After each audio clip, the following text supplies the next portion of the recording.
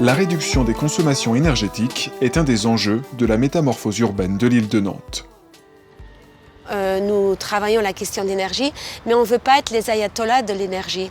L'énergie est importante, bien évidemment, on répond en meilleur à la réglementation en vigueur, la RT 2012, moins 20%. On essaye de mutualiser les énergies, si on peut, entre bureaux et logements, mais on ne veut pas uniquement se focaliser là-dessus, parce que des fois, c'est très difficile au niveau des moyens. Ça ne peut pas être au détriment de la qualité architecturale, de la qualité de luminosité à l'intérieur des appartements et de la qualité de la manière comme on habite un quartier. Voilà. Sans être centrale donc, la sobriété énergétique est un enjeu fort du projet urbain. C'est même une exigence. Comme sur ce quartier Prairie-au-Duc, où l'ensemble des nouveaux bâtiments doit aller au-delà de la réglementation en termes de performance énergétique. Autre exemple, dans le cadre du projet européen Concerto, 80 000 m² de bâtiments éco-conçus ont été construits sur l'île de Nantes. Isolation performante, outils de régulation des températures intérieures et chauffe-eau solaire, tout est bon pour économiser l'énergie. Le réseau de chaleur urbain se développe aussi et il permet de se chauffer à moindre coût grâce à l'énergie issue de l'incinération des déchets ménagers. L'impact est direct sur la facture énergétique des ménages, et l'enjeu est global à l'heure du réchauffement climatique.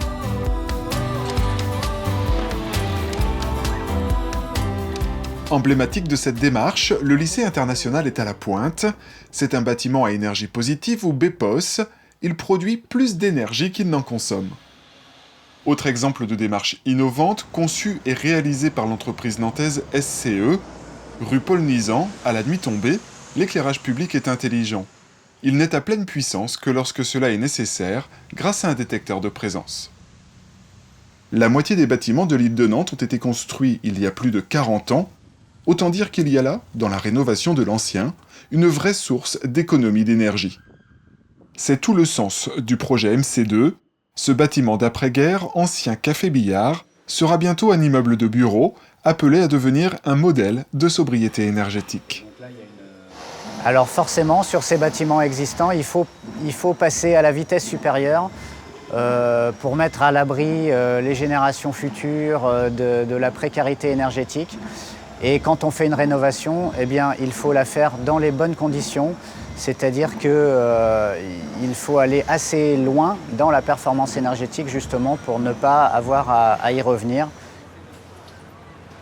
MC2 combine l'utilisation d'une quinzaine de types d'isolants différents et de triple vitrage pour se rapprocher des standards passifs, c'est-à-dire qu'ils produisent autant d'énergie qu'ils en consomment.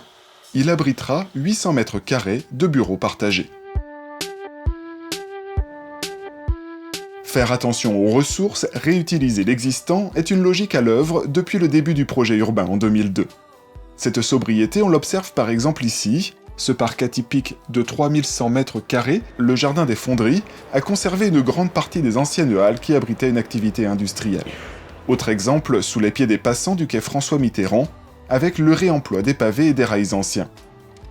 Pragmatique, inventive, l'île de Nantes est un laboratoire de nouvelles pratiques et d'innovation. Une démarche qui contribue à faire de Nantes une agglomération à la pointe du développement durable.